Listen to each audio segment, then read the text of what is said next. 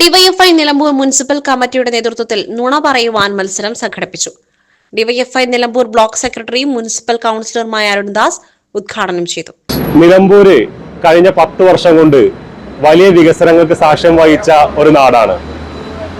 ഇത്തരത്തിൽ ഒരു വികസനത്തിന്റെ ലോകത്തിലേക്ക് നിലമ്പൂരിനെ കൈപിടിച്ചുയർത്താൻ ഇടതുപക്ഷത്തിന് സാധിച്ചത് കഴിഞ്ഞ 10 വർഷക്കാലം നിലമ്പൂരിൽ കോൺഗ്രസിനോ UDFിനോ ഒരു MLA ഇല്ലാതായി എന്നുള്ളത് കൊണ്ടാണ്. എന്നാൽ കഴിഞ്ഞ 6 മാസക്കാലം മാത്രം നിലമ്പൂരിലെ MLA ആയ പുതിയ MLA ഇവിടെ പ്രഖ്യാപിച്ചുകൊണ്ടിരിക്കുന്നത് നിലമ്പൂർ കൈവരിച്ച നേട്ടങ്ങളെല്ലാം അദ്ദേഹത്തിന്റെ കഴിവുകൊണ്ട് നേടിയെടുത്തതാണ് എന്നുള്ളതാണ്. നിലവിലെ MLA ഒരു പഞ്ചായത്ത് മെമ്പർ പോലും അല്ലാത്ത സാഹചര്യത്തിലാണ് നിലമ്പൂർ ഈ നേട്ടങ്ങളെല്ലാം കൈവരിച്ചിട്ടുള്ളത്. MLAയുടെ വീടിന്റെ മുമ്പിലൂടെ പോകുന്ന റോഡായി മാറിയത് ഇവിടെ ഇടതുപക്ഷം ഭരിച്ചപ്പോഴാണ്.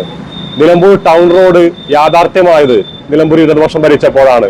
നിലമ്പൂരിൽ മലയോര ഹൈവേ വന്നത് നിലമ്പൂരിൽ ഇടതുപക്ഷം ഭരിച്ചപ്പോഴാണ്.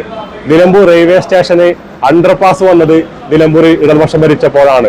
നിലമ്പൂർ കൈവരിച്ച വികസന നേട്ടങ്ങളെല്ലാം തന്റേതാണെന്ന് പറഞ്ഞ് ഫ്ലെക്സ് അടിക്കുന്ന MLAയെ പരിഹസിച്ചുകൊണ്ടാണ് ഡിവൈഎഫ്ഐ നുണ പറയാൻ മത്സരം സംഘടിപ്പിച്ചത്. നിലവിലെ MLA ഒരു പഞ്ചായത്ത് മെമ്പർ പോലും അല്ലാത്ത സാഹചര്യത്തിലാണ് നിലമ്പൂർ ഈ നേട്ടങ്ങളെല്ലാം കൈവരിച്ചതെന്ന് അരുൺദാസ് പറഞ്ഞു. നുണ പറയുവാൻ മത്സരത്തിൽ കിരൺദാസ് വിജയിച്ചു. 200 ദിവസം കൊണ്ട് 200 കോടിയുടെ വികസനം നടത്തിയെന്ന നുണയ്ക്കാണ് സമ്മാനം ലഭിച്ചത്. Gold pure gold. Group Nilambur.